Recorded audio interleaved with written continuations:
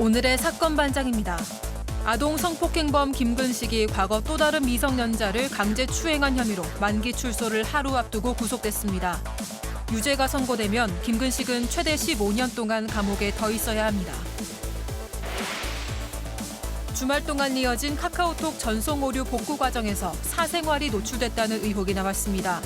카카오 측은 멀티 프로필 기능 오류 주장은 사실이 아니라고 공지를 띄웠습니다. 유명 웹툰 작가 주호민 씨가 약 5개월 전 강도에게 피습된 사실을 뒤늦게 알렸습니다. 이 과정에서 주 작가는 양손을 다치기도 했다고 밝혔습니다. 뾰로롱! 안녕하십니까? 아우, 자, 우리 가족 여러분, 우리 제 앞에 있는 이 백성문 변호사님 얼마나 이렇게 좀 정면 보세요. 불안하게 왜 이러세요? 정면 보세요. 네. 얼마나 멋있게 생겼습니까? 정말 우리 왜 이러지? 정말 어여쁜 사모님을 만나서 정말 어. 이렇게 멋진 남자가 됐는데 네. 자, 그 전에 사모님을 만나기 전에 그 정말 악몽 같았던 시절의 모습이 궁금하시다면 유튜브 사건반장 채널 들어가셔가지고 이렇게 사람을 하나 망가뜨리고 시작부터. 사진 직접 눈으로 확인해 주십시오. 아주 끔찍한 큰일 났네, 사진이 큰일 나오고. 났네. 네. 네. 자, 진실 추적자 사건반장 시작합니다. 혹시 지난 15일 토요일 생일이셨던 사반 가족 계신가요? 오늘 사건에서도 저희가 다루겠지만 이 카톡 먹통 사태로 지난 토요일 생일이셨던 분들 꽤나 억울해하신다고 합니다. 이 카톡 생일 알림이 뜨질 않으니까 지인들로부터 선물은커녕 축하 인사 하나 받지 못했기 때문이죠. 지난 15일 토요일 생일이셨던 전국의 모든 분들 늦었지만 생일 축하합니다. 자, 오늘 출연자 소개해 올리죠. 자, 이자연 기자, 백성문 변호사. 지난 금요일에 감동이 가시질 않습니다. 박상희 소장, 그리고 승재현 형사법무정책연구위원. 생일 그리고 축하드립니다. 네? 생신 축하드립니다. 예. 박준혜 수호 선생님 나오셨습니다. 안녕하세요. 안녕하세요. 안녕하세요. 안녕하십니까? 예. 자, 이번 주에 사반 구독자 10만 넘는다에 500원 겁니다 하신 꿈한님. 63세 처음으로 사반 때문에 유튜브 구독을 합니다 하신 조평혜님. 아침에 일어나서 사반 구독자 얼마나 늘었는지 체크하는 재미가 쏠쏠 하신 써니홍님. 사반 시작하면 집안일 스톱하고 TV 앞으로 갑니다 하신 박정은님. 매일 새벽 4시 기상과 함께 전날 못 본 사반 틀어놓고 남편 도시락을 쌉니다 하신 이정환님. 성세령님. 멕시코의 시니 마리아 킴님. 콜로라도의 주리님. 오리건의 이영선님. 애리조나의 신윤미님. 서춘희님. 양지웅님. 윤순희님. 자, 그리고 지난 금요일 사반 가족회의에서 걸그룹 은퇴 28년 만에 진짜 화려한 복귀 무대를 보여준 우리 상희 누나 박상희 소장님에게 정말 많은 말씀들을 주셨는데요. 저 SOS 팬이었는데 절 여전히 설레게 하십니다 하신 이지윤님, 빵부제 미녀 하신 지태준님 등등 모두 사랑합니다. 자, 재미는 물론 의리로 함께하는 아싸의 사반 유세이 6반. 자, 대한민국과 전 세계 동포 가족 여러분의 구독을 모아서 출발합니다.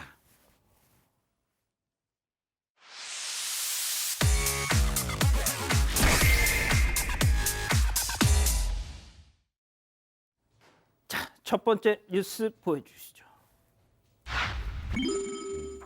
샤워 중 누군가 보고 있었다입니다. 소름 끼치는 영상인데요. 함께 보시죠. 자, 저 담벼락 주먹, 누군가 담벼락 위에 올라오는데요. 벽에 손을 대고 딱 봐도 훔쳐보는 듯하죠. 그러더니 저렇게 마스크도 이제 씁니다. 그러면서 담을 슬금슬금 가더니 갑자기 CCTV를 퍽! 각도를 틀었습니다. 예, 이 기자 마지막에 CCTV 탁 틀어버리는 거 정말 소름입니다, 이거. 네, 그러니까요. 이 피해자는 경기도 수원시 구운동의 단독 건물 1층에 살고 있습니다. 지난 4일 오후 10시 반쯤 아이와 함께 이 화장실에서 샤워를 하고 있었다고 하는데요. 이 당시에 빨래를 같이 하려고 이 섬유유연제를 넣으려고 몸을 일으키다가 이 화장실 창문의 방충망이 약간 뜯겨 있는 것을 발견을 한 겁니다. 이 뭔가 찝찝한 마음에 일단은 창문을 닫고 아이부터 재우고 다시 이제 바깥쪽에 설치된 CCTV를 살펴봤다가 바로 이 모습을 목격을 한 건데요. 어떤 남성이 담벼락에 올라서서 저렇게 화장실 안쪽을 보고 있었다고 합니다. 이어서 남성이 자기 얼굴이 나오지 않게 이 CCTV 각도를 바꾸고 또 한 번 바꾸는 그런 대범함까지 보였다고 하는데요. 이후에 경찰 조사에서 이 남성이 난 술에 취해 그런 거다 이렇게 주장을 했다는데 정작 이 영상을 보면 남성이 뭐 휘청거리는 것도 없고 잘 걸었기 때문에 이 피해자분은 더 분통이 터지는 상황이라고 합니다. 이뿐만이 아니라 이 남성 다른 집에서도 똑같은 범행 저지른 적이 있다고 합니다. 아하, 이런. 자, 백 변호사님. 네. 그 영상 보면 말이죠. 술 마신 인간치고는 저 폭 좁은 담벼락 위에서 너무 잘 걸어 다녀요. 그죠? 저는 떨어질 것 같은데요. 아, 저도 술 저 정도 그러니까요. 만약에 마셨다고 하면. 그러니까 지금 이 피해자분들 입장에서 굉장히 불안할 수밖에 없고 경찰은 엄벌에 처하겠습니다라고는 하지만 어떻게 될지 잘 모르고 그러니까 하루하루 불안해서 또 CCTV 확인하고 이제 이런 과정이 반복이라고 하는데요. 예. 근데 이제 문제는 이 남성을 과연 어떻게 처벌할 수 있을까? 처벌이 가능할까입니다. 예. 우리가 첫 번째 생각하는 거 무언가 목욕하는 장면이나 이런 것들을 엿본다면 이게 성범죄라고 생각할 수 있는데 아하. 일단 카메라로 직접 촬영을 한 것이거나 예. 아니면 본인이 뭐 상대방의 신체 접촉을 한 것이거나 한다면 모르겠지만 그냥 보는 것만으로는 성범죄는 안 됩니다. 아, 그래요? 일단 성범죄는 패스. 두 번째 가능한 게 주거침입인데 이제 주거침입 같은 경우에는 창문 안으로 얼굴을 집어넣어서 안을 바라보는 경우에도 주거침입이 인정된다라는 판례가 있긴 한데요. 예. 문제는 예. 얼굴이 조금이라도 들어가야 됩니다. 아, 근데 지금 여기에 방충망이 좀 뜯어져 있었다고 얘기가 나오잖아요. 예. 이 남성이 만약에 그걸 뜯고 얼굴이 조금이라도 들어갔다면 그러면 주거침입 혐의가 인정될 수는 있는데 그게 아니라 바깥에서 안을 지켜만 봤다면 사실 마땅한 처벌 규정이 없는 건 사실이에요. 아이고, 그래서 담을 탔는데요. 담을 타는 죄라는 게 있나요? 아니 그래도 그러니까 남의 집에 넘어간 건 아니니까. 그래서 그게 아이고, 굉장히 좀 참. 애매한 상황이라 일단 저도 어떤 방식으로 지금 경찰이 어떤 혐의로 수사를 하고 있는지 좀 지켜봐야겠습니다만 인정될 가능성이 있는 죄명은 주거침입인데 주거침입이 만약에 얼굴도 창 안에 들어가지 않았다면 인정되는데 또 무리가 생길 수도 있어서 어떻게 처벌되는지 좀 지켜봐야 될 것 같습니다. 야, 저거를 이거 할 방법이 없다는 게 진짜 너무 원통합니다, 정말. 알겠습니다. 두 번째 뉴스 이어가죠. 이번엔 포켓몬 피자 사태입니다. 그냥 빵도 모자라서 이제는 피자 빵까지 출시되는데요. 그런데 이 피자 빵 상자째로 왜 그랬을까요? 보시죠. 자, 박스가 하나, 둘, 셋, 넷. 자, 이게 말이죠. 딱 감이 오실 겁니다. 빵도 먹고 스티커도 모으고. 이번엔 제발 피카츄 나오게 해주세요 라는데 이미 뜯겨져 있네. 쏘사 맙소사. 스티커만 쏙 빼고 피자는 저렇게 보신 대로 휙 버리고. 소장님 이건 또 뭘까요? 그렇습니다. 이거 박스당 꽤 비싸요. 15,800원이라고 합니다. 아이고야. 16,000원인데 이게 4박스면은 63,200원인데 지금 여기서 스티커만 가지고 피자는 다 버리고 갔다는 거예요.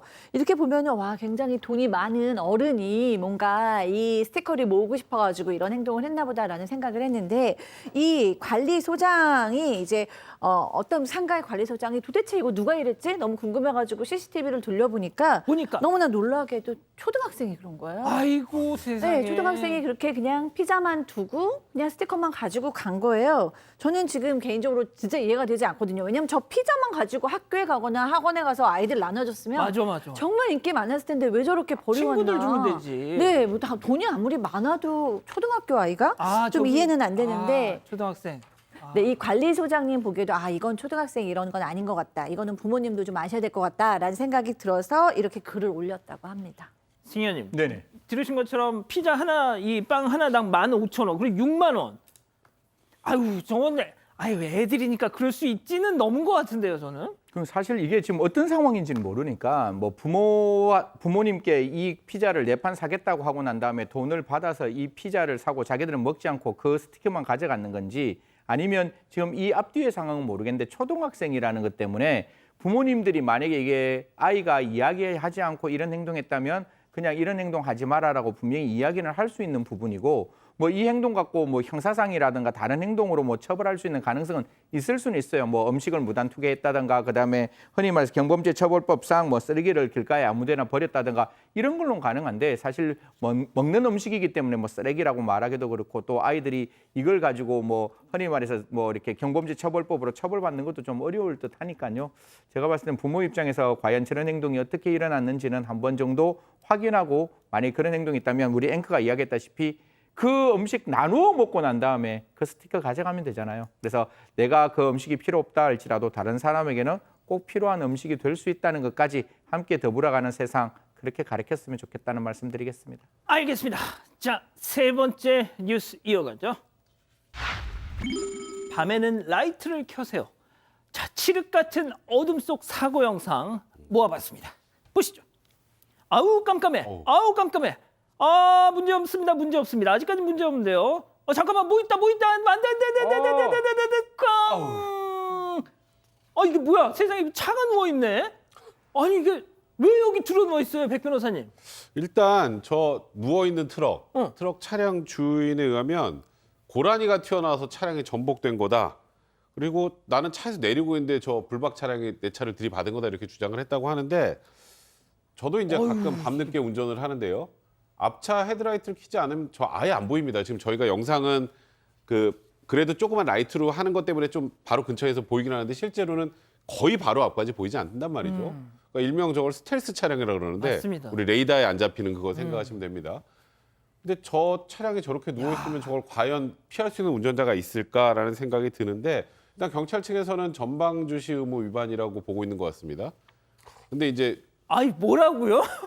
전방이 보여야 주시를 할 텐데 아이 당연하죠. 근데 이제 문제는 이제 우리가 너무 저렇게 어두운 도로 지금 가로등도 없고 비가 오다 내리다 반복되는 상황이라 저기 제동거리도 좀 이게 있었던 상황이었거든요. 예. 근데 일단은 저 정도까지 안 보이면 일단 앞차 통행에 방해되지 않는 정도 선에서 상향등 같은 걸 켜면서 앞에 시야를 확보하면서 다녀야 된다라는 취지입니다.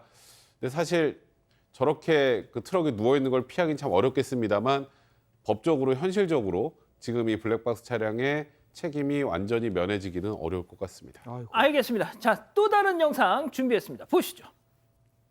아유 어둡다 안 보여. 일단 갑니다. 차선 바꿔요. 일단 갑니다. 문제 없습니다. 오른쪽 이거 뭐야 이거 이건 또 뭐야? 뭐지? 날벼락 하마터면 삼중 추돌될 뻔했습니다, 승현님. 예. 사실 저 앞에 보이는 게 트랙터예요. 트랙터인데 지금 앞에서 이 영상에는 확인이 안 되고 있지만 저 트랙터가 사실 미등을 켜지 않고 갔기 때문에 트럭은 똑같습니다. 전방 주시 의무 해태라는 이유로 지금 뭐 보험사에서는 과실 80대 20이라는 이야기가 나오는데 그냥 개인적인 경험 하나 말씀드려도 될까요? 제가 이렇게 외국에서 운전하다가 뒤에 하지 말라고 해도 하실 거잖아요. 뒤에 미등이 하나 깨졌어요. 미등이 깨졌는데 저는 뒤에 나오는지를 모르죠. 그게 요새 차들은 미등 꺼졌다는 게 나오지만 옛날 차들은 안 나오는데 경찰이 와서 세워서 저에게 딱지 매기더라고요. 그러면서 굉장히 위험한 행동이라고 진짜 경기 일으키듯이 사실 욕만 안 썼지 거의 뭐 저를 잡듯이 그렇게 경고를 하던데 이거 미등한 도로는 거 자기는 모르지만 뒷차 입장에서는 정말 무서운 일이거든요. 반드시 아침에 출발할 때 미등 도로는지 안 도로는지 확인하시고 저녁에 미등한 도로면 뒤에 있는 차가 추돌해서 내 생명이 위험할 수 있다는 생각에 반드시 자기 차량에 대한 여러 가지 안전장치는 확인하고 운전하시는 게 필요하다는 알겠습니다. 말씀드리겠습니다. 알겠습니다. 자, 네 번째 뉴스 또 이어가죠. BTS 덕분에 화재 막았다. 아하, 이것도 무슨 얘기죠? 네, 지난 13일 BTS를 좋아하는 한 일본 팬이 한국에 놀러 왔다가 굉장히 기막힌 대처로 화재를 막은 사건입니다. 이 당시에 길을 가던 팬은요, 이 이태원 길가에 놓여있던 쓰레기 더미에서 불이 나기 시작한 걸 발견한 겁니다. 하필 비가 내리고 있었던 탓에 당시 길거리엔 사람들도 없어서 도움을 청할 데도 없었다고 하는데요. 근처 식당에 일단 뛰어들어갔는데 일본 분이라 한국어가 좀 잘 안 되시잖아요. 그렇죠. 그런데 불현듯 이 BTS의 불타오르네가 생각이 난 겁니다. 바로 이 노래입니다. 들리시나요? 아니요. 가사에 잘 들어보시면 불타오르네, 파이어가 계속 반복이 됩니다. 네, 이 노래를 떠올린 팬은 저기요, 불타오르네라고 소리치면서 도움을 구했다고 합니다. 이게 불이 났다는 말이구나라는 걸 알아차린 이 식당 주인과 손님이 물 소화기 가지고 나와서 불 끄시는 덕분에 큰 사고를 막을 수 있었다고 합니다. 세상에 이런 일이 있네. 자, 그 음악 다시 한번 들어볼 수 있을까요? 불타오르네. 나오네. 불타오르네 들리네. 시작하네요. 불타오르네. 야, 이게 일본 말로는 뭐 히다 카지다 뭐 이게 불이야 뭐 이건데. 일본어 하시네. 예? 일본어 하시네. 와. 알겠습니다. 일본이기 때문에 넘어가겠습니다. 야, 아무튼 근데 말이죠. 조금 전에 이 BTS 관련한 속보가 전해졌죠. 네네. 사실 뭐 BTS가 군에 가는 거에 대해서는 많은 국민들마다 생각이 다 다를 수 있다라고 생각합니다. 사실 뭐 제가 약간 관련되는 일이 있어가지고 문화체육관광부에서 이 BTS에 대한 병역 문제를 조금 들여다보기는 했는데 많은 국민의 생각이 다르고 있을 때 BTS 하이브 측에서 먼저 이야기를 했습니다. 오늘 공식적으로 그러니까 가장 나이가 많은 진이 30세가 되었는데 이번에 군대를 가는 걸로 하겠다라고 입영 절차에 따를 것이라고 이야기를 했기 때문에 사실 어떻게 보면 팬들의 입장에서는 굉장히 마음 아프고 섭섭한 일일 수 있겠지만 사실 이 부분에 대해서는 먼저 하이브 측이 결자 해지를 했는 듯합니다. 제가 좀 들여다봤는 문제는 딱 두 가지예요. 원칙적으로 예술체육요원으로 편입될 수 있는데 여기에 예술체육의 대중문화는 들어가 있지 않다는 겁니다. 사실 대중문화의 입장에 따르면 BTS는 제가 언제나 이야기하지만 최고이자 최초라는 역사를 쓰지만 이 또한 처음이라는 경이로움을 언제나 국민에게 알려줬는 BTS라면 충분히 그 정도는 가능하다라고 생각했지만 국민마다 생각이 달라서 지금은 BTS가 군대에 가는 걸로 지금 결론이 하이브 측에서 났다. 그러니까 진은 군대 가는 걸로 결론이 났다. 이렇게 밝히고 있습니다. 그렇군요. 알겠습니다. 마지막 뉴스 이어가죠. 자, 럭셔리 프로포즈가 대세냐? 이게 또 무슨 얘기일까요? 네, 이 얼마 뒤 결혼할 남동생이 있는데 여자친구를 위해서 비싼 호텔과 명품백을 준비하는 게 좀 잘 이해가 안 된다는 사연입니다. 이 옛말에는 청혼할 때는 다이아 반지라는 말이 있었잖아요. 그런데 요즘은 남성이 여성에게 청혼을 할 때 명품 가방을 선물하는 이 프로포즈백 문화가 있다고 합니다. 그런데 이 남동생은 좀 모아둔 돈이 부족해서 결혼을 할 때도 부모님에게 지금 손을 벌려가면서 준비를 하고 있는 상황이라고 하는데요. 그런데 이 결혼 전에 여자친구가 생애 딱 한 번뿐인 프로포즈인데 고급 호텔에서 명품백을 받아보고 싶다라고 한 겁니다. 심지어 이 글쓴이에게는 시동생 시누이 될 사이잖아요. 건조기나 세탁기까지를 결혼 선물로 은근슬쩍 바라는 눈치라고 합니다. 이 글쓴이는 남동생이 명품백만 안 사면 가전제품 3개는 더 살 수 있을 텐데 이게 프로포즈가 뭐라고 이렇게까지 하나 싶으면서도 또 마음 같아서는 남동생 결혼에 아예 가고 싶지 않을 정도다라면서 사연을 전해주셨습니다. 하하, 그렇군요. 자, 기다리고 기다렸던 부처 핸즈업 타임. 우리 가족 여러분들도 채팅창에 함께 해 주십시오. 자, 남들도 한다는데 생애 딱 한 번뿐인 프로포즈인데 누나란 사람이 도와주진 못할 망정 손.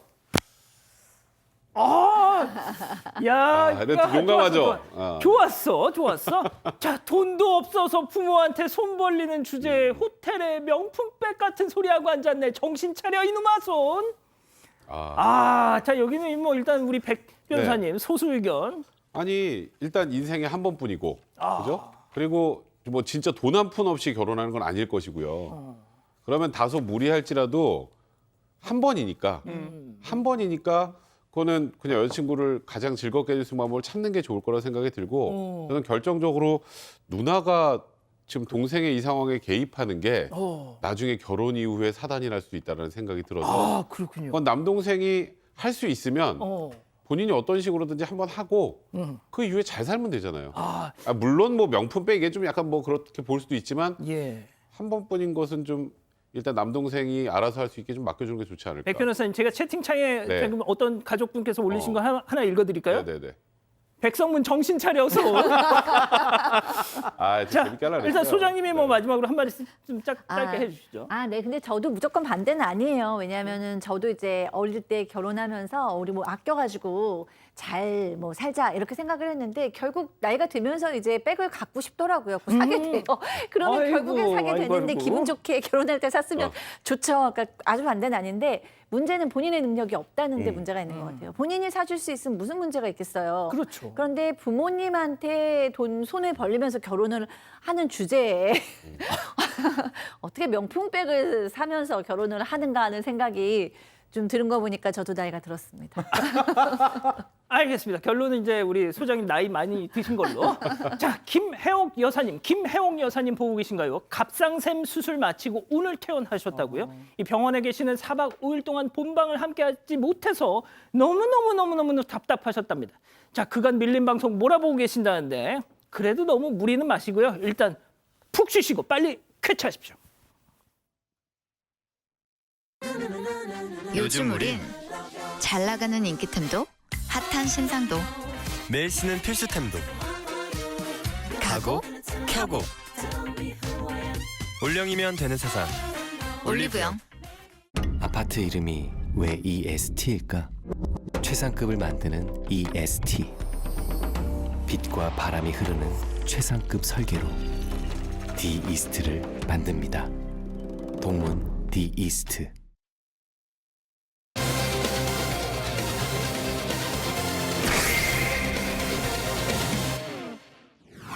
아동 성폭행범 김근식이 과거 또 다른 미성년자를 강제 추행한 혐의로 만기 출소를 하루 앞두고 구속됐습니다. 유죄가 선고되면 김근식은 최대 15년 동안 감옥에 더 있어야 합니다. 새롭게 드러난 김근식의 혐의를 알아봅니다. 자, 김근식 지금 뭐 많이들 이 얘기 하고 계실 텐데요. 일단 이자의 얘기부터 일단 정리를 하고 가죠. 네, 지난 2006년인데요. 초등학생에게 접근해서 짐이 너무 무거운데 아저씨 좀 도와달라라는 말로 유인한 뒤에 승합차에 태웁니다. 그 이후에 이 피해자를 마구 때리고 인적이 드문 곳으로 이동해서 성폭행한 사람입니다.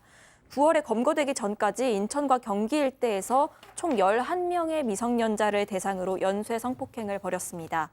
당시 피해 학생들은요, 딱 한 명 17살짜리를 제외하고는 모두 9살에서 13살 사이의 초등학생이었습니다. 김근식은 아동 청소년 성폭행 등의 혐의로 징역 15년을 선고받았고 복역했습니다. 자, 모든 비극의 시작이 다 이거예요. 미성년자 11명을 성폭행하고 고작 15년 선고받았다는 거. 그러니까 그 당시에 이 아동 성범죄자에 대한 형량이 지금하고는 이제 양형 기준도 많이 다르고 그러다 보니까 지금 생각하면 도무지 말도 안 되는 정도의 낮은 형량이 선고가 된 건데 2006년 당시에 김근식은 전과 19범이었습니다. 그리고 2006년에 지금 미성년자를 11명 성폭행했다고 하지 않았습니까? 근데 2000년에 이미 초등학교 여학생을 성폭행해서 5년 6개월 실형을 선고받고 출소하고 딱 16일 만에 9살 초등학생을 다시 성폭행한 겁니다. 그러니까 지금 일단 그 당시에 말씀드렸던 것처럼 징역 15년의 형량이 말이 되느냐는 논란도 있습니다만 당시 김근식 나이가 39이니까 출소하고 나도 50대 그리고 재범 위험률도 매우 높다라는 그런 평가가 나오면서 논란이 커졌던 겁니다. 한 말씀만 딱 더 드리면 이게 사실 그 당시에 누범 가중이었기 때문에 15년이 아니고 25년까지 가능했는데 그 판결문 마지막에 양형사유에 판사가 어떻게 적는가 하면 예. 자수했다, 그다음 범행에 자백했다, 그리고 수사에 협조했다는데 자수도 할 수 없이 자수를 했는 거고 더 이상 물러날 데가 없어가지고 범죄에 협조했는데 이걸 양형사유로 놓고 10년 이상을 깎아줬다는 거는 제가 그 판결문 보면서 제일 안타까웠던 부분 중에 하나라는 그러니까요. 말씀드리겠습니다. 그냥 엉망진창이었던 겁니다, 이거. 예? 자, 그런데 원래대로라면 오늘이 김근식이 나오는 날이었는데요. 아시는 것처럼 그러질 못했죠? 이번 사건 체크포인트 짚어보죠.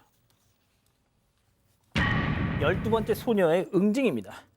자, 이 기자가 좀 얘기를 해주시죠. 네, 12번째 새롭게 나타난 피해자는요. 2020년 12월 말, 지금으로부터 2년 전인데 인천 계양경찰서에 자신이 김근식에게 강제추행을 당했다고 고소장을 접수를 합니다. 이 당시 같은 상황은 조두순 출소와 맞물려서 언론, 매체나 인터넷에서 김근식이 함께 주목을 받고 있던 시기였습니다. 당시 언론에서 공개한 김근식의 모습을 본 피해자는요. 이 사람이 나의 가해자였다라고 김근식을 지목하면서 경찰을 찾아왔다고 합니다. 이 재판에서 드러나지 않은 또 다른 미성년 성폭행 피해자가 14년이 지나서 김근식을 추가로 고소를 한 겁니다. 사건 발생은 2006년이었는데 당시 미성년자 강제추행의 공소시효는 7년이었습니다. 그런데 2011년 성폭력처벌법이 개정이 되면서 이 공소시효가 없어졌기 때문에요. 지금이라도 혐의가 밝혀지면 언제든 기소가 가능하게 되면서 이전 범죄 혐의에 대한 영장 청구가 가능했다고 합니다. 자, 승희 의원님, 그러니까 저 사진이라도 공개가 안 됐더라면 이런 일이 애초에 없었을 거라는 거잖아요. 저는 저 사진이 제일 처음에 되게 불편했어요. 아, 저거 지금하고 완전히 얼굴 다른데 저 사진 저거 공개해봤자 무슨 소용이 있겠느냐 싶었는데 저 사진이 그 피해자 입장에서는 알 수 있는 얼굴이었어요. 이게 그 당시에 성폭행하고 바뀌지 않는 얼굴, 15년이 지났으면 저 얼굴이 아니었을 거잖아요. 그렇죠. 그리고 그게 13세 미만의 어떤 그 사람이 제가 뭐 2차 피해가 있을까 봐 더 이상 말씀은 안 드리겠는데 저걸 보고 얼마나 무서웠겠어요. 얼마나 이렇게 치가 떨렸겠습니까? 그럼에도 불구하고 저 사람이 나에게 강제추행을 했다라고 고소를 했다고 하니까 정말 저는 꼭 한 말씀 드리겠습니다. 지금 헌법재판소가 저런 어떤 미성년자 성폭행범을 영상 녹화를 하고 난 다음에 그걸 증거로 사용할 수 없거든요. 그걸 위헌 판결해서. 그럼 저 소녀가 지금 법정에 가서 정언을 해야 된단 말이에요. 그러면 수사당국에서는 절대로 2차 피해 발생하지 않도록, 법원도 그 피해자가 진술하는 데 있어서 절대로 위축되지 않도록 정말 잘 좀 이렇게 재판 과정에 좀 이렇게 피해자 보호를 위한 조치를 취했으면 좋겠다는 말씀까지 드리겠습니다. 자, 그런데 소장님, 네. 김근식이 이 건에 대해서는 저 그런 적 없어요 이렇게 막 부인한다면서요? 네, 그렇습니다. 계속 부인을 하고 있어요. 그래서 이제 경찰이 피해자하고 김근식을 따로따로 여러 번 면담을 했습니다. 그리고 피해자에게 그때 그 당시에 김근식의 사진도 보여줬지만 교도소에 있을 때 김근식의 사진도 보여줬고요. 그리고 언론에 공개된 또 사진도 보여줬고 다 사진을 보여주면서 정말 이 사람이 맞냐라고 물어봤는데 맞다라고 여러 번 대답을 하고 있고요. 김근식은 뭐 작년 7월에 검찰으로 사건을 기소하고 넘겼지만 지금까지도 강력하게 부인하고 있다고 전해지고 있습니다. 백 변호사님, 일단 네. 그 오늘 나오려고 했던 자를 다시 이렇게 구속시킨 건 뭐가 됐든 이 상황 자체가 되게 이례적이에요. 굉장히 이례적이죠. 저희가 며칠 전까지만 해도 전혀 모르고 있었던 내용 아니겠습니까? 예. 2020년 12월에 처음으로 피해자가 이제 문제를 제기하고 거의 2년이 지나서 지금 이제 구속영장이 청구됐다라는 것도 사실 굉장히 이례적입니다만 어쨌건 법원에서는 범죄 혐의가 상당히 소명됐다고 봤고 또 증거인멸이나 도주 우려도 크다고 봤습니다. 그래서 지금 말씀하셨던 것처럼 출소를 하루 앞두고 이제 재구속이 된 건데 일단 법원 입장에서도 범죄 혐의의 소명 여부도 일단 중요하지만 그 부분도 인정이 됐다고 하지만 또 국민 법감정도 어느 정도 고려를 한 그런 이제 영장 발부라는 생각이 들고요. 일단 1심이 시작되면 뭐 6개월 또 이제 그 법원에서 구속할 수 있는 기간이 있으니까 6개월에 예. 그러니까 1심이 끝나고 뭐 항소하고 대법원까지 가게 되면 그래도 형이 어떻게 선고되는지를 넘어서서 최소한 1년 정도는 앞으로 다시 사회에 이제 복귀가 좀 어려운 상황이고요. 그래서 그 전에 의정부에서 김근식이 출소해서 이쪽에 산다는 것 때문에 막아섰던 그분들까지도 일단은 한숨 돌린 상황이 됐습니다.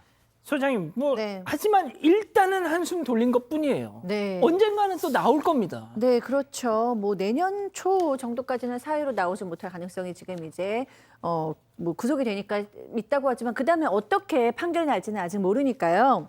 지금 의정부 원래는 이제 의정부 산하에 있는 보호복지공단 법무보호복지공단에 입수할 계획이었다고는 하지만 지금은 다행히 이제 그것이 미뤄진 거예요. 근데 저는 충분히 이 지역 주민의 반발이 너무나 이해가 되는 게 이 사람이 들어갈 만한 그 곳에서 200m 떨어진 곳에 아동복지시설이 있고요. 불과 1km 안에 초등학교, 중학교, 고등학교가 6개가 있다라는 거예요. 아이고. 당연히 부모님으로서는 걱정스러울 수밖에 없고 이 사람 너무 재범 위험성이 높은 사람이잖아요. 그렇기 때문에 법무부에서 전자발찌도 채우고 보호관찰가도 24시간 붙이겠다라고 얘기를 하고 등교 시간에는 절대 집에서 못 나가겠다라고까지 발표했지만 근데 문제는 이렇게도 하교 시간을 막을 방법은 없다라는 거예요. 너무나 위험하기 때문에 사실은 이 문제가 확실하게 해결되기 전까지 지역 주민은 계속해서 불안할 수밖에 없다고 봅니다. 자, 백 변호사님, 제가 승희 의원님께 마지막에 질문 드릴게요. 백 변호사님, 제가 아까도 말씀드렸지만 이 모든 비극의 시작이 미성년자를 그렇게 많이 몹쓸 짓을 해놓고 나서 고작 15년형을 받은 데서 출발을 한 겁니다. 예? 네, 맞아요. 그래서 이제 이번에 혐의 하나가 또 추가가 됐고 새로 재판을 받게 되면 여기서 중한형을 선고하면 되지 않겠느냐라고 생각하시는 분들이 많은데 이제 하나 또 문제가 있습니다. 무슨 이게 뭐냐면 예. 이 사건이 그때 당시에 수사기관에서 확인을 했더라면 저 11명의 성폭행, 12명을 성폭행한 혐의로 재판을 받았겠죠. 예. 근데 그때 12명을 성폭행했다면 받을 형량을 비교해서 이번에 선고를 해야 돼요. 그러니까 이거 사건 하나가 뭐 예를 들어서 이것만 가지고도 징역 15년, 20년 선고할 수 있겠지만 예전에 함께 받았다면 몇 년이 나왔을까에 대한 판사 고려를 안 할 수가 없거든요. 그러니까 우리가 예상하는 것보다는 형량이 낮게 나올 수밖에 없습니다. 이제 그런 부분들은 앞으로도 계속 논란이 될 것 같고 좀 걱정이 되는 상황입니다. 자, 저희가 이 김근식이 성범죄자 알림이에 뜬 그 사진이 있어요. 예, 최근에 찍은 사진입니다. 최근에 찍은 사진. 근데 그거를 방송에 이 모자이크를 해서 공개하는 것도 법을 위반하는 겁니다. 예, 그래서 저희가 알고는 있지만 그걸 보여드리진 못하는데, 자, 결국 말이죠. 16년 전에 찍은 그 사진을 보고 우리가 김근식의 모습을 추측하면서 아 이렇게 변했을까 저렇게 변했을까 이렇게 온 나라가 막 펄펄 끓는 이 상황 자체가 블랙 코미디라고 생각 안 하십니까? 예? 저게 뭐라고? 아니 승 의원님. 네. 아 진짜 제가 사건 반장하면서 제일 열받는 게 진짜 뭐 이렇게 그냥 신상을 공개하는 게 어려워요. 저는 뭐 사실 이게 신상 공개라는 제도 자체에 대해서 굉장히 부정적인 사람이에요. 이게 왜냐하면 국민들한테 그 사진 보고 저보고 도망가라는 거잖아요. 양갱크 사진 보면 도망가 이거잖아요. 내가 나쁜 놈이야. 야 성재는 난 나쁜 놈이거든. 사진 봐. 내가 나타나면 도망가. 이게 무슨 소용이 있겠냐는 거예요. 저 위험한 사람 세상 밖에 나오게 만드는 지금 제도가 문제인 거죠. 우리 국민, 시민 여러분, 저 시청자 여러분 다 경험하셨잖아요. 물론 전자발찌라는 게 범죄 예방에 효과적이겠지만 전자발찌를 끊고 그 사람이 무고한 시민 두 사람의 생명을 빼앗아 갔다는 것 알 수 있죠. 방금 우리 저 변호사님 말씀하신 대로 서울시, 우리나라 대한민국 전국에 어디에 초등학교가 반경 2km 안에 없겠습니까? 그리고 문만 나가면 사실 24시간 초등학교, 중학교, 고등학교 아이들이 있을 건데 과연 김근식이 오전 9시부터 오후 10시까지 자유롭게 세상을 활보할 수 있다면 과연 우리가 전자발찌에 기대서 그 범죄를 충분히 완전하게 막을 수 있다라고 누가 말할 수 있겠습니까? 그래서 지금 법무부에서도 여러 가지 고민을 하고 있겠지만 정말 위험한 사람, 이 사람 좀 치료해서 세상 밖에 나오기 전에 재범을 낮출 수 있는 본질적인 제도가 만들어져야 되지 않을까. 그게 뭐 치료감호법상 소아성애자에 대한 치료감호가 됐건 아니면 또 다른 보호 수용이 됐건 좀 본질적인 제도에 대한 고민 이제부터는 좀 시작해야 되지 않을까. 그렇게 말씀드리고 싶습니다. 캐나다에 사는 우리 사건 반장 가족분께서 주신 말씀이 있어요. 캐나다 어느 마을에서는 아동 성범죄자가 지역 신문에 집 주소가 나온답니다. 지역 신문에서 이놈이 이거 여기 산다고. 백 변호사님, 뭐 이 정도까지는 아니더라도 세상에 16년 전 그 젊었을 때 사진 보면서 아 김근식이 이렇습니다. 이거 그만해야 되는 거 아닙니까? 그러니까 이거? 아까 승 의원님 말씀하셨던 것처럼 저런 사람이 빚을 못 보게 그다음에 치료 감호 같은 것을 통해서 계속 가둬놓는 건 중요하지만 근데 결론적으로 이번은 아니지만 언젠가 나오잖아요. 그럼 나오면 사람들에게 그러니까 성범죄자 알림이 사이트를 통해서 신상을 공개하는 건 조심하세요라는 뜻이거든요. 근데 알아야 조심을 하죠. 지금 저 김근식의 얼굴 아까 조금 전에 양현과 제가 다르다 봤는데요. 그랬잖아요. 완전히 다른 달라요. 사람. 완전 달라요. 그냥 노인입니다. 예. 근데 그걸 어떻게 보고 저 사람이 김근식이구나라고 생각하겠습니까? 그래서 저는 신상 공개를 하는 취지가 저 사람이 재범을 하는 것을 막는 데도 굉장히 큰 도움되는 건 아니겠습니까? 그렇다면 신상을 공개할 거면 최소한 실효성 있게 신상을 공개하는 게 필요한 상황이라고 보입니다. 알겠습니다. 첫 번째 사건 이렇게 정리하고요. 두 번째 사건 일단 이어갑니다.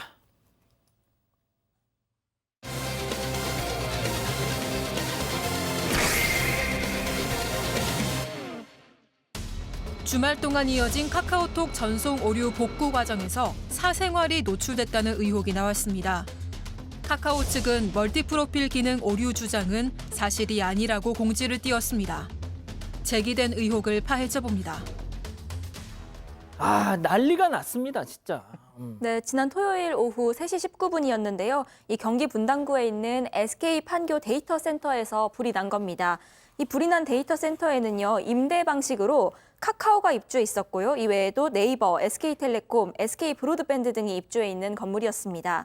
이 화재는 지하 3층 전기실에 있는 보조 전원 공급 장치에서 시작이 된 걸로 알려졌습니다. 이 진화 작업을 위해서 전원을 차단했는데 이후에 카카오의 이 메신저 어플리케이션이죠. 카카오톡과 이 포털 사이트 다음을 비롯해서 다수의 이 카카오 관련 어플들 그리고 일부 네이버 서비스의 오류가 시작이 된 겁니다. 이 불은 8시간 만인 오후 11시 46분쯤에 꺼졌지만요. 인명피해는 없었고요. 하지만 이 경찰은 오늘 오전 11시쯤에 국립과학수사연구원, 소방당국, 그리고 전기안전공사 등 유관기관과 함께 합동 감식을 진행을 했습니다. 자, 백 변호사님, 네. 지금 뭐 이 복구가 늦어져가지고 별의별 또 해프닝들 또 막 많았는데 좀 몇 개 소개를 좀 해주시죠. 일단 제 주변에서는 갑자기 내비가 작동 안 해서 내비게이션이 그것 때문에 이제 문제가 생겼다는 분들도 있었고 그리고 우리가 카카오톡 하면 생각나는 게 자꾸 이 메신저 보내고 뭐 이것만 생각하시는데 카카오가 하는 게 굉장히 많습니다. 카카오 모빌리티를 통해서 킥보드를 이제 대여받고 반납을 해야 되는데 그게 먹통이 되니까 반납이 안 돼서 요금이 50만 원까지 불어났다라는 사연도 있었고요. 또 이제 우리가 카카오톡으로 할 수 있는 것 중에 또 중요한 것 중에 하나 선물입니다. 맞습니다. 그죠? 근데 선물로 그럼 이제 가끔 이게 그 선물뿐만 아니라 식당 이용할 수 있는 뭐 치킨 먹을 수 있는 그런 것도 있어요. 근데 그거 갈라고 쓰려고 그랬는데 그게 이제 안 되니까 이거 계산도 못하는 황당한 상황이 되고 지금도 나오는 것처럼 이게 카카오톡 그 대화 그 메신저를 넘어서서 너무 우리가 카카오를 통해서 할 수 있는 게 많다 보니까 생각지 못한 피해 사례가 속출하고 있는 것 같습니다. 제가 본 사례 중에 하나는 소개팅 하려고 약속 시간을 딱 정하고 나갔는데 야, 주선자하고 카톡 이걸로만 해가지고 큰일이네요. 그래도 다행히 했대요. 했는데 겨우 한 몇 시간 지나서 이 상대를 만났다고 소개팅이 무산될 뻔했었다고. 자 그런데 그 소장님 네. 무슨 채용 과정에서도 피해가 있었다네요? 네, 그렇습니다. 이제 어떤 취준생이 있었는데 서류에 합격을 했대요. 서류에 합격을 해서 그 다음에 뭐 이런 게 있다네요. 저도 처음 듣긴 했는데 AI로 취업 그 면접을 또 한번 본대요. 그리고 또 그래요? 코딩 테스트도 본대요. 그거를 이제 다 통과하고 나면 뭐 마지막으로 면접이 있나 봐요. 그래서 서류를 통과했으니까 이번 주말 동안 AI 면접이랑 코딩 테스트를 봐야겠다라고 했는데 그 이메일을 카카오 이메일을 쓴 거예요. 아하. 그러니까 이메일로 못 들어가서 어떻게 됐겠어요? 어떡해. 바로 탈락이 됐다고요. 너무너무 이렇게 현실적으로 큰 타격을 입은 사람들도 있죠. 제 주변에도 이제 카카오톡으로 케이크를 파는 친구가 있었거든요. 예. 주문이 안 들어온 것 같기도 하고 그 전에 왔던 주문도 통화가 안 돼서 실제적인 손해를 입었다고 하더라고요. 그러니까 그렇게 실제적인 손해를 입은 분이 굉장히 많다. 보내드립니다. 그렇군요.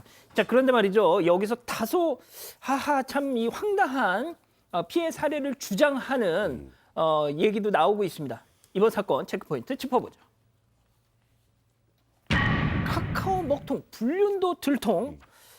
이게 무슨 소릴까요? 카카오톡에 멀티 프로필이라는 기능이 있습니다. 이거 우리 백 변호사님도 하시잖아요. 저는 하나입니다.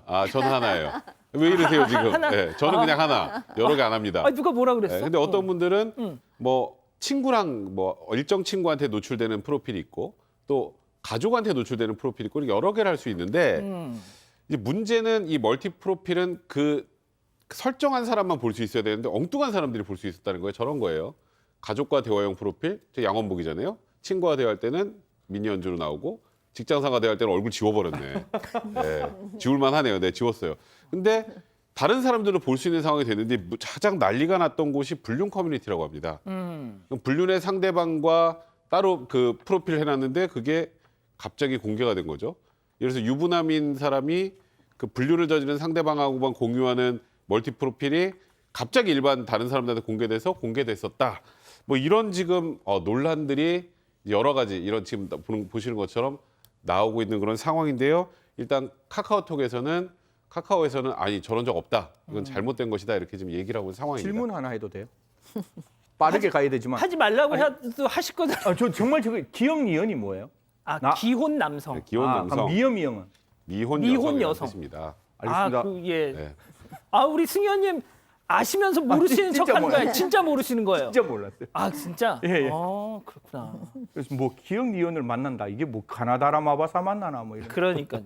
자, 이 기자, 그러면은 지금 카카오 쪽에서는 뭐라고 지금 해명을 하고 있습니까? 일단 피해 사실이 굉장히 많이 알려지고 있잖아요. 그리고 이렇게 사생활 노출로 피해가 컸다라는 글들이 이 커뮤니티에서도 조회수도 굉장히 높고 댓글도 많이 달리고 있는 상황인데 카카오는 공식 트위터 계정을 통해서 해명을 했습니다. 그런데 그 설명이 멀티 프로필이 지정 친구가 아닌 친구들에게 보이는 오류가 발생한다는 우려는 사실이 아니다라고 일축을 했습니다. 단, 현재 일부 프로필 이미지 설정이 지연되는 경우는 있으나 멀티 프로필의 기능 자체는 문제가 없었다 이렇게 설명을 했습니다. 이 카카오 관계자는요, 이번 먹통 사태로 멀티 프로필을 업데이트할 때 속도가 지연되면서 이 프로필을 바꿨는데도 이전 것이 표시되는 그런 경우가 있었다라고 얘기를 하면서요. 이런 경우라고 하더라도 기존에 설정한 그룹 이외에 불특정 다수에게 당신의 멀티 프로필이 노출되는 일은 없다라고 설명을 했습니다. 일단 카카오 측에서는 그런 일이 없었다라고 주장을 반박을 하고 있고 뭐 일단 실제 그럴 가능성이 높다는 얘기가 많이 있긴 하더라고요. 자, 그런데 이 카톡 오류로 인해서 외도 사실을 확인했다는 지금 얘기는 있습니다. 뭐냐면 그러니까 카카오톡의 오류 그 자체 문제가 아니라 이런 글이 올라왔더라고요. 남편이 지난 주말밤 소파에서 SNS를 하면서 막 웃고 떠들길래 너 뭐해? 그랬더니 나 톡한다고 했다는 거예요. 근데 톡은 불통인데 그래서 이제 딱 아내분이 딱 그 촉으로 남편의 핸드폰을 딱 뺏어서 봤더니 텔 뭐 이런 걸로 다른 걸로 딱 텔 뭐 하고 이런 걸로 있었던 하고 거예요. 있었구나. 승현님 어쩜 좋아. 아니 불륜했으면 두드리 맞아야 되지 않습니까? 아유 폭력은 안 되지 않나요? 그래도? 아니 정신 차리고 하지 마세요. 예. 그걸 아니 왜 하냐고. 나는 이게 불륜이 들켰다는 게 이게 이렇게까지 문제될 만큼 대한민국이 이렇게 엉망진창인가에 대해서 진지한 고민을 한번 해봤어요. 이게 제가 잘못 살고 있는 건지 아니면 세상이 저와 다르게 살고 있는 건지 여하튼 내 부인, 내 남편이 최고라는 생각 다시 한 번만 더 했으면 좋겠습니다. 진정성이 안 느껴져요. 나 진짜 승현님 진짜. 그러니까. 자 소장님 뭐가 네. 됐든 말이죠. 네. 지금 보니까 다른 그 메신저 앱 네. 엄청 옮겨가고 있어요. 네, 그렇죠. 아마 많이 갈아타신 것 같아요. 대표적으로 네이버의 라인이 있잖아요. 그 네이버의 라인도 물 들어올 때 노져라 뭐 이런 식의 지금 문구가 많이 올라왔다고 해요. 예를 들면 긴급한 연락이 필요할 때는 글로벌 메신저 라인을 이용해 보세요. 이런 글구가 올라오고 어허. 그다음에 전 세계 2억의 사용자들이 뭐 보장하는 뭐 지금 네이버 라인을 검색하고 바로 다운받으세요. 뭐 이런 식으로 네이버 라인이 굉장히 홍보를 많이 했다고 하고 당연히 그런 급하신 분들은 당연히 뭐 국민 플랫폼이니까 네이버로 많이 갔을 것 같고요. 17일 오전에 이 앱스토어 무료 인기 앱 순위를 보니까 1위가 네이버의 라인, 2위는 네이버의 지도, 3위는 우티 택시 앱이라고 합니다. 4위는 팀앱, 5위는 실시간 버스 앱 이런 거 볼 수 있잖아요. 6위는 텔레그램 이런 걸 보면 다 카카오에서 주로 했던 것들을 사람들이 다른 플랫폼으로 갈아타는 현상을 보였습니다. 자, 백 변호사님, 네. 우리 소장님 친구분처럼 그 케이크 이거 막 해서 하려다가 이 손해 보신 분들 이런 분들 그 피해 보상 어떻게 받아요? 그러니까 이제 그런 게 되게 큰 문제일 것 같아요. 그러니까 뭐 예를 들어서 멜론 같은 경우 며칠 목통이 되니까 3일간 이용권을 더 준다 이런 방식으로 해결하면 되는데 카카오톡은 무료잖아요. 그리고 사실 카카오톡 말고도 조금 전에 얘기하셨던 또 다른 메신저들이 있기 때문에 카카오톡이 갑자기 먹통이 돼서 연락 안 돼서 손해를 입었다는 걸 입증하기가 너무 어렵습니다. 그러니까 분명히 불편한 건 맞는데 이걸로 손해를 입었다는 걸 정확히 입증해야 되는데 조금 전에 박 소장님 얘기하셨던 것처럼 카카오톡으로만 무언가를 거래하는 그런 것들이 아까 말씀하셨던 것 케이크 같은 걸 예. 이걸로만 거래할 수 있고 이걸로만 이제 고객들하고 연락이 됐었다는 걸 어느 정도 확인할 수 있다면 그건 예외적으로 소송을 한다면 카카오에서 자발적으로 하지 않다면 소송을 한다면 인정받을 수 있는 경우도 예외적으로 있을 수 있겠습니다만 실질적으로 국민들은 굉장히 많은 피해와 고통을 받습니다만 실제로 제대로 된 피해 회복이 이루어지기에는 현재로서는 좀 어려운 상황입니다. 아유, 참 그렇군요. 알겠습니다. 두 번째 사건 이렇게 정리하고요. 세 번째 사건 이어갑니다.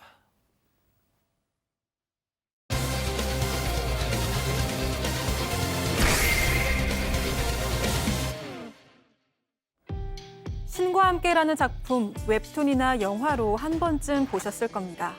원작인 웹툰을 그린 주호민 작가는 현재 인터넷 방송 등을 통해 활발하게 활동을 이어나가고 있는데요. 그런데 최근 한 방송에서 한 손에 붕대를 하고 나온 모습이 포착됐습니다. 많은 사람들의 궁금증을 자아냈지만 별다른 설명이 없었는데요. 그리고 어제 사건의 전말이 보도되면서 그 이유를 알 수 있었습니다. 주 작가 집에 난데없이 괴한이 들이닥쳤다고 하는데요. 도대체 무슨 일이 있었던 걸까요? 자, 이거 오늘 뭐 진짜 많은 관심을 받고 있는 사건인데 일단 이 기자가 정리부터 해주시죠. 네, 이 웹툰 작가인 주호민 씨가 자택에 침입한 강도에게 상해를 입은 사실이 뒤늦게 알려진 겁니다. 이 주 씨는 자신의 SNS 채널에서 생방송을 진행했고 또 한 카페에 올린 글을 통해서 이렇게 전했는데요.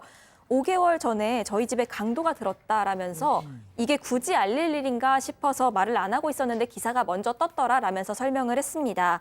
이 기사를 봤는데 누가 읽어도 나다. 그래서 더 많은 분들이 걱정하기 전에 알려야겠다고 생각했다. 이렇게 설명을 했습니다. 자, 그럼 여기서 세 번째 사건 체크포인트 짚어보죠. 몰래 카메라라 생각했다. 왜요? 너무 황당해서요. 이 상황 자체가 너무 예, 비현실적이어서. 너무 비현실적이고 놀라워서 그랬던 것 같은데요. 평소처럼 아침 8시에 일어나서 아침 준비를 주 작가님이 직접 하시나 봐요. 그래서 일어나서 냉동고등어를 녹이고 있는데 지금 저 뒷문 쪽에 뒷마당과 요즘을 열었더니 방충망이 확 열리면서 지금 그 사파에 보시는 것처럼 누가 싹 들어왔다고 합니다. 남자는 검은 배낭을 메고 흉기를 들고 있었다고 하는데 흉기 길이가 12cm 정도 되는 한 등산용 나이프 같았다고 합니다. 예. 그러니까 너무 놀래서 그냥 자빠졌다고 하시더라고요. 근데 그 위로 강도가 바로 이제 작가의 위로 올라타서 조용해라고 쉿하는 이런 제스처를 취했고 그 당시에 이제 이거 너무 놀라서 이거 몰래카메라 아닐까? 너무 비현실적이었기 때문에 사실 그 당시의 상황이 정확하게 기억은 나지 않았다고 하는데 이미 손이 베어 있었다고 합니다. 그 흉기에. 그리고 무의식적으로 그걸 막았던지 혹은 그 흉기를 잡았던 게 아닐까라고 생각하고 있다고 합니다.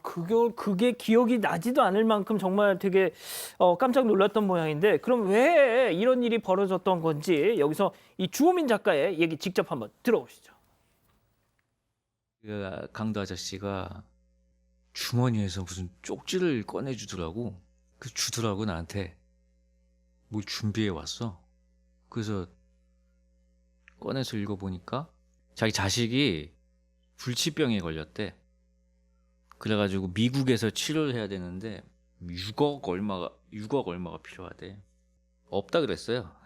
실제로 없으니까. 없는데요. 그리고 이제 그 상황에서 대화를 좀 이제 시도를 했습니다. 그래도 좀 침착하게 대응을 했었네요. 네, 그러니까 굉장히 좀 침착하게 잘 대응을 했고, 근데 이 강도도 좀 특이하기는 하죠. 왜냐하면 쪽지를 써가지고 내 아이가 불치병이 걸려서 6억이 필요합니다. 미국에서 치료받아야 되고 줬다는 거죠. 그러니까 본인의 맨 처음에는 목소리를 오픈하기 싫었던 게 아닌가라는 생각이 들어요. 그러네요. 근데 이제 그런 걸 딱 주니까 일단은 주호민 씨는 맨 처음에 그 말을 철석같이 믿었대요. 아, 진짜 아이가 아프기 때문에 이런 일을 저질렀구나라는 생각이 들고, 또 주호민 씨가 나중에 방송에서 한 말이 그 사람이 눈을 쳐다보니까 그렇게 나쁜 일을 할 것 같지는 않았다라는 거예요. 그래서 대화를 시도해봤다라고 얘기를 하고, 그런데 이제 대화가 좀 그래도 좀 됐나 봐요. 그래서 얘기를 하는 중에 이제 2층에서 아내가 경찰한테 신고를 해서 경찰이 이제 들어와서 제압을 했다고 합니다.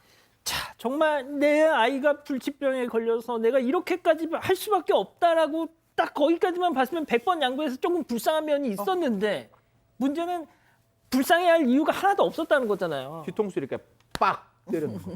다시 한번. 뒤통수 이렇게 잡아주세요. 뒤통수 이렇게 빡 때리. 사람 뒤통수만 안 잡혔습니다. 다시 한번. 다시 원샷을 잡아주세요. 빡 이렇게. 그러니까. 세 번이나 했어. 세 번 맞았어. 예, 제가 말씀드리는 건 사람의 감정을 가지고 그 신뢰를 장난치는 게 얼마만큼 치명적이라는 건 정말 당해본 사람만 알 수 있는데, 아까 정말 아이가 아프고 미국에서 정말 치료받아야 되면 당연히 좀 이렇게 연민이 가고 좀 도와줘야겠다는 생각이 드는데, 경찰 가서 확인해 보니까 주식 투자를 해서 진 빚이고 정말 그 주작가 입장에서는 도와주려고 마음 먹었는데 정말 이런 이야기를 들으니 화가 났다라고 진술을 하고 있습니다. 계획적이었다면서요, 상당히. 네, 알고 보니까 이 남성은 지인들로부터 돈을 빌려서 주식 투자를 하다가 큰 손실이 나니까 재산이 왠지 많을 것으로 보이는 이 웹툰 작가로부터 돈을 빼앗아야겠다, 이렇게 결심을 한 겁니다.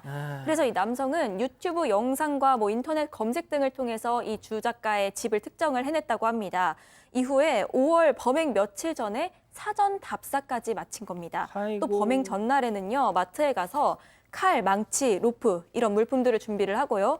검정색 옷과 복면 등을 구매를 했습니다. 그리고 집 앞에서 이 주호민 작가가 나타나길 기다립니다. 이후에 다음 날 새벽쯤 주호민 작가가 들어오니까 기다리다가 옥상 철제 펜스에 로프를 묶어서 타고 내려오는 방식으로 이 자택 마당에 침입을 했다고 합니다. 제가 주호민 작가에 대해서 조금만 더 말씀드리면 그 신과 함께 아시죠? 웹툰 그 영화화했던 그거 그 원작자입니다. 그러니까 이 사람이 보기에는 야 진짜 1000만 관객이 든 영화에다가 그 원작자고 하니 돈이 얼마나 많겠어, 이런 생각을 했던 것이겠죠. 자, 결국 재판에 넘겨졌는데 상당히 좀 중한 벌을 받았을 것 같은데요. 일단 강도상해죄는 7년 이상입니다. 그러니까 7년 이상이라는 거 하한이 7년이라는 소리겠죠. 근데 어떤 이유인지는 이제 뒤에 나오겠습니다만 예. 아까 불치병에 걸렸다는 딸이 있다는 것도 거짓말이었잖아요. 주호민 작가가 충분히 배신감을 느껴서 합의를 안 했을 것 같은데 합의를 해줬습니다. 정말요? 예, 합의를 해줬고 합의를 해주면 사실 이런 류의 범죄에서 가장 중요한 건 피해자와의 합의입니다. 양형 사유 중에. 아니 상처까지 났는데요. 네, 강도사기죄임에도 불구하고 이 피고인은 징역 3년 6개월을 선고받았습니다. 자, 저도 이제 이 부분에서 오잉 했거든요. 합의를 했다. 흉기로 내 몸을 상하게까지 했는데 그 이유가 있더라고요. 일단 듣고 가시죠. 제일 크게 마음이 움직였던 거는 불치병은 뻥이지만 8살인가 아이가 있는 건 사실이더라고. 근데 걔가 아빠가 집에 왜 안 오는지를 아직 모르고 있다고. 아, 세상에. 아니 저라면 저런 얘기 듣고도 그건 그거고 이건 이거지 하면서 했을 것 같은데 저는. 아, 네, 그거 이제 해봐야 아는데. 음. 이 주 작가가 아이가 8살 또래래요. 그러니까 아마 비슷한 아이를 키우는 입장에서 내 아이라고 생각을 해보니까 이제 마음이 움직였던 것 같고 또 이제 종교를 가지고 있는데 그 종교의 입장에서 봐서도 용서를 해주는 게 좋지 않나라는 생각을 했대요. 뭐 여러 가지를 생각해보면 좀 마음이 약한 그런 여린 분이신가 보다라는 생각이 들기도 했고요. 저는 결정적으로 그 사건이 일어난 날 어쨌든 이 둘이서 대화를 하는 시간이 있었잖아요. 예. 그러니까 그 대화를 하는 데서 연민이 생기지 않았나 이런 생각이 들어요. 그러니까 그 약간은 이해를 해주고 싶은 마음이 들었지 않았을까. 그래서 변호사를 통해서 또 저쪽에서도 선처를 좀 해줄 수 있냐라고 어렵게 물어왔고 예. 그래서 그럼 알겠다 합의를 하자라고 해서 합의가 진행됐다고 합니다. 자, 그런데 상처. 그거 괜찮을까요? 일단 당시에 이제 구급차를 타고 바로 응급실에 갔다고 하고요. 왼쪽 손바닥은 한 7바늘 정도 꿰매야 됐다고 아이고야. 합니다. 지금 이제 붕대를 감은 사진이 나오고 있는데요. 예. 또 오른손 등을 3바늘인가 4바늘인가 꿰맸었다고 하는데요. 다행히 큰 상처는 아니어서 2주 정도 치료가 필요한 정도의 수준이었다고 아니 합니다. 그래도 웹툰 작가가 손을 다치면 큰일 날 뻔했죠. 예. 자, 그런데 승현님, 저희가 저번에 그 돈 자랑하던 유튜버 도둑 맞을 뻔했던 사건 전에 네. 제발 그러니까 이거는 이제 주 작가의 잘못은 예, 아니지만 정말요. 진짜 유튜버 하시는 분들 그 자기의 어떤 주거지가 조금이라도 이렇게 단서가 될 만한 거는 가급적 안 해야 될 것 같아요. 이제 이게 제가 한번 깜짝 놀랐던 게 뭔가 하면 뭐 이렇게 수사하는 과정을 제가 옆에서 이렇게 지켜봤는데 사진 이렇게 하나인데 앵글 하나에 나와 있는 그 모습을 보고 여기가 어딘지를 찾아낼 수 있더라고요. 그러니까 이게 어느 호텔, 어떤 장소, 어딘지를 찾아낼 수 있을 만큼 우리나라의 위치 정보가 잘 되어 있습니다. 그렇기 때문에 혹시나 자기가 어떤 이런 걸 할 때 그냥 자기의 진정한 모습만 생각하고 저는 맨날 이렇게 특정 어떤 이렇게 회의를 할 때 다 뒤에 블로우 처리하거든요. 그러니까 내 자신만 보이게 되고 뒤에 건 아무것도 안 보이게끔 하는데 최대한 자기 정보는 자기가 잘 관리하셔야 되니까 특히 자기 주소를 알 수 있는 부분들은 절대로 좀 안 했으면 보이지 않도록 주의했으면 좋겠다는 말씀 드리겠습니다. 알겠습니다. 오늘 3번째 사건 이렇게 정리하고요. 다음 별별 상담소 이어갑니다.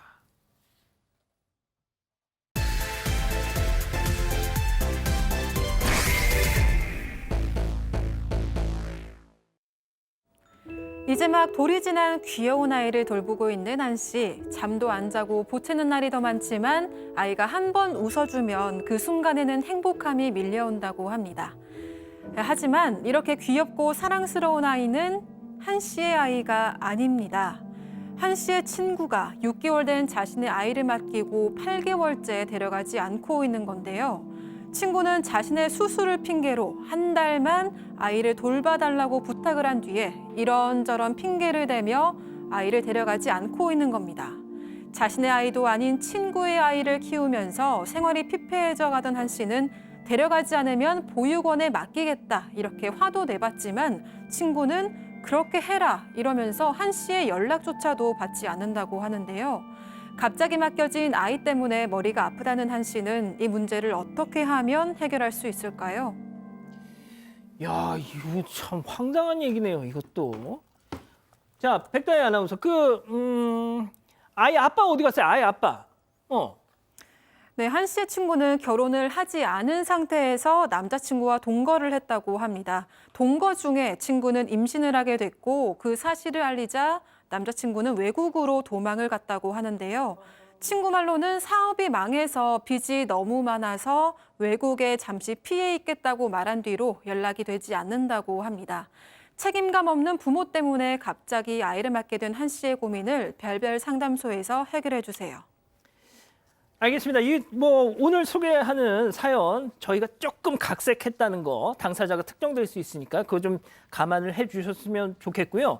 일단 본격적으로 말씀드리기 전에 다시 한번 좀 부탁드립니다. 지금 59,900분이 구독을 해주시고 계시는데 그 6만 고비를 넘겨야 되겠습니다. 진짜. 어떡해. 진짜. 가족 여러분, 제가 이거 한 가지는 꼭 말씀드릴게요. 어떤 분, 제가 저번에도 말씀드렸는데, 야, 너 돈 벌려고 그러는 거 아니야? 라고 하시는데요. 언론사에서 운영하는 이 유튜브 채널은요, 그럴 수가 없습니다. 또 그래서도 안 되고요. 제가 진짜 우리 가족 여러분들의 힘을 모아서 꼭 하고 싶은 일이 있습니다. 바로 아까 김근식 얘기할 때 했던 거, 신상 공개. 정말 저는 이 제도 정말 뜯어 고치고 싶습니다. 예?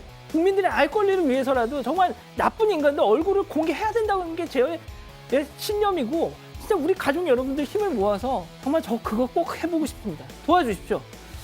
자, 일단 보여주시고요. 자, 벌써 6만 돌파했습니다. 예. 자, 지금 나오는 사건 반장 프로필, 유튜브 프로필. 이 사건 반장 일단 검색창에서 검색을 하시면은 이게 뭐 상단에 뜨든 하단에 뜨든 저게 뜨긴 뜰 겁니다. 저거 구독해 주십시오. 좀. 예? 이렇게까지 좀 부탁드리겠습니다. 예. 자, 지금부터 다시 좀 정신 차리고 본격적으로 사연 얘기해보죠. 너무 어처구니 없는 상황. 아이를 친구한테 맡겨놓고 나 몰라라. 아니, 이 친구랑 한 씨, 사연의 주인공, 어렸을 때부터 정말 친한 사이였으니까 뭐 아이도 맡기고 했을 거 아니에요? 네, 맞습니다. 이 한 씨와 친구는 고등학교 때부터 친한 사이였다고 합니다. 이 당시에 이 친구는 가정 상황이 많이 안 좋았는데 그런 친구를 한 씨가 챙겨주면서 이 친구가 한 씨한테 굉장히 많이 의지를 했다고 합니다. 그런데 이후에 고등학교를 졸업하고 나서부터는 한 씨는 대학에 가고 친구는 곧바로 타지에서 이제 일을 시작하게 되면서 자주 만나지 못하게 됐다고 하는데요. 이후에 이 친구가 임신을 했을 때 임신 소식을 알리면서 다시 연락이 이어졌다고 합니다. 이 당시에는 오랜만에 연락이 온 거라 이 친구의 소식이 너무나 반가웠는데 또 임신했는데 남자친구가 도망갔다 이런 얘기를 하니까 안타까운 마음에 이런저런 육아용품을 사서 지원해주기도 했다고 합니다. 아니, 어쩌다 근데 아이까지 맡기게 된 거예요? 야, 진짜 황당한 상황인데요. 이제 이 아이를 낳은 친구가 빚도 많아져서 아이를 데리고 도망 다니는 상황까지 됐습니다. 사채를 쓰면 그런 문제가 생길 수 있잖아요. 거기다가 또 다쳐서 수술까지 하게 됐어요. 그러면서 이제 이 친구가 한 씨한테 정말 잠깐만 아이를 좀 맡아달라. 내가 지금 어쩔 수가 없으니까 한 달만 아이를 좀 맡아주면 내가 몸 나오면 바로 데려가겠다 이렇게 부탁을 한 겁니다. 한 씨도 고민이 많이 됐겠죠. 근데 뭐 부모님도 없고 뭐 어디 맡길 친척도 없고 그리고 또 무엇보다도 저 아이가 너무 불쌍하잖아요. 그렇죠. 그래서 이 친구의 간곡한 부탁을 어쩔 수 없이 결국 들어주게 된 겁니다. 승현이 네. 아무리 그래도 아이를 한 달 동안 그 진짜 갓난아기를 이 한 씨는 가정이 없었나요? 어떻게?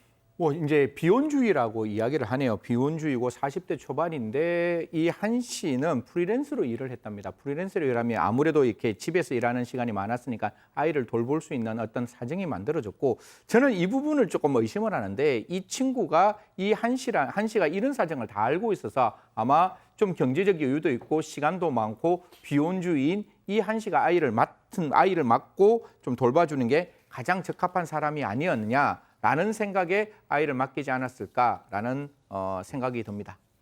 자, 그런데 문제는 그거예요. 처음에 한 달만 좀 돌봐줘 했는데 지금 8개월째 감감무소식 안 데려가고 있다는 거잖아요, 지금. 네, 약속한 한 달이 지나서 이제 아이를 데려가 달라 이렇게 얘기를 했더니 아직 몸이 회복이 안 됐다는 핑계를 대면서 차일피일 미룬 겁니다. 근데 그러더니 그 다음에는 내가 지방에서 장사를 하게 됐다. 사업이 자리 잡으면 데려갈 테니까 3개월만 더 봐달라라고 얘기를 했다고 하는데요. 그런데 이후에는 연락받는 횟수도 점점 줄어들고 그렇게 어영부영 8개월이 지나게 된 겁니다. 야, 자, 그런데 말이죠. 하루는 한 씨가 이제 참다 못해가지고 친구한테 막 야, 너 정말 1억이야? 너 왜 말이 달라졌어? 하면서 막 빨리 데려가라고 했더니 세상에 오히려 이젠 친구가 야, 너 그거 애 좀 입양 네가 좀 해주면 안 돼? 이랬다는 거 아니야? 이게 적반하장이에요.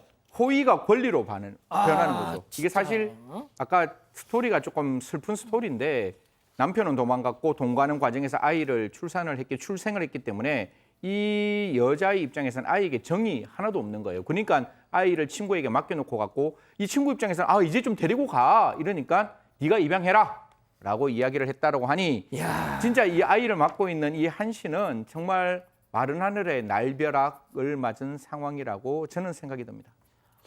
소장님 이게 무슨 이 청천벽력입니까 이게? 네, 저도 맨 처음에 읽을 때 와 정말 정말 못된 엄마고 정말 나쁜 친구다라고 생각을 했어요. 근데 조금 더 생각해 보니까 제가 어떤 생각이 들었냐면 이 사람 본인이 데려다가 보육원에 맡길 수도 있고.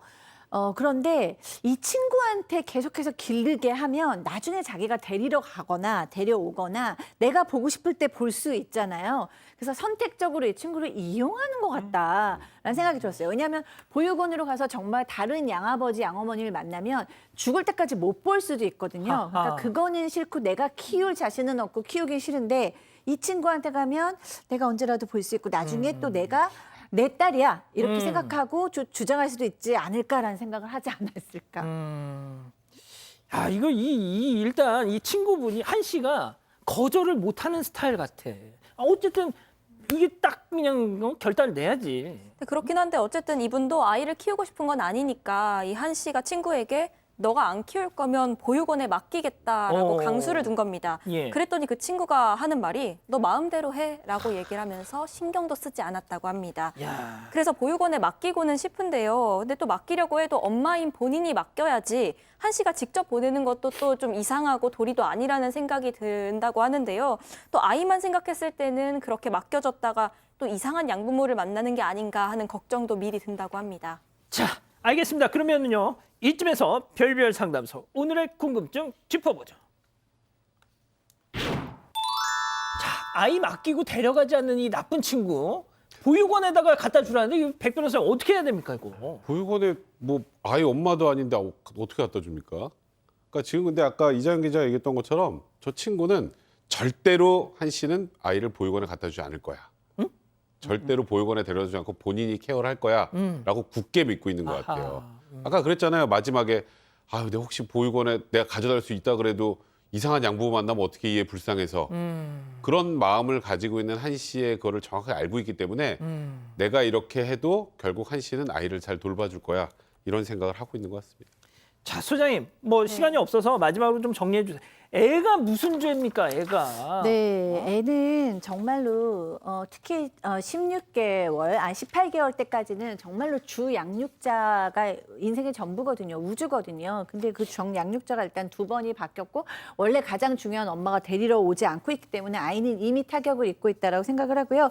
사실 14개월 아이는 이제 처음으로 서서 걷고 이럴 때이기 때문에 정말 위험할 수도 있는 아이예요. 지금 위험할 수도 있어요. 뭐 전기불에 손을 댄다던가 전기구멍에 손가락을 넣는다던가 이럴 수 있어서 더더구나 그 양육자의 보호가 필요하고 사실은 저는 이 오늘의 주인공이 너무 갈등이 많을 것 같아요. 왜냐하면 이때가 이제 상호 소통을 시작할 때거든요. 그래서 막 애교도 부리고 대화도 서로 될 때이기 때문에 이제 조금 더 시간이 지나면 이 여성은 더더구나 고통과 그 죄책감 때문에 못 보낼 수도 있어요. 그렇기 때문에 이 여성의 고통을 너무나 잘 알고 보육원으로 보내는 일은 쉽지 않을 거다. 그러니까 원래 당연히 친엄마가 이 시점에서 나타나서 어떻게 될지 결정을 해야죠. 백 변호사님 짧게 이 친부모들 이거 처벌할 수 없습니까 이거? 참 애매해요. 이게 뭐 방임 생각할 수 있잖아요. 근데 아이를 그냥 버린 게 아니라 누군가가 아이를 케어할 수 있게 데려놓은 것이기 때문에 이 친엄마를 또 형사처벌하는 것도 사실 썩 쉬운 상황이 아닙니다. 굉장히 지금 이 한 씨 입장에서는 아주 난감한 상황에 처해 있는 거라 봐야 될 것 같습니다. 이야, 세상에 이런 일도 있네요. 알겠습니다. 별별 상담소 이렇게 정리하고요. 글로벌 픽 이어갑니다.